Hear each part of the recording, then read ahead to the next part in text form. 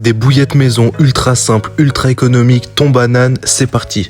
Dans un premier temps, dans un récipient, tu vas mettre 400 g d'amorce carpe. C'est ce qui va apporter les particules attractives. Par la suite, tu viendras placer 200 g de farine de blé. C'est ce qui va apporter l'effet collant à la pâte. Faut bien respecter les quantités. Chaque étape, il est très important de toujours mélanger. Par la suite, tu vas venir rajouter 200 g de semoule de blé. Celle-ci favorise la diffusion des arômes. Les bananes, elles, vont apporter le sucre naturel. Et également une texture onctueuse à la bouillette. Si t'as un mixeur, favorise-le, moi j'en avais pas personnellement. Ensuite, tu viendras placer 4 œufs, c'est un liant naturel et il est également source de protéines. Le troisième, puis le quatrième, parfait. C'est pareil pour les œufs, tu peux le faire au batteur si t'as la possibilité. Donc ton œuf, tu viens le rajouter à ta banane, tu mets une cuillère de sel, le booster.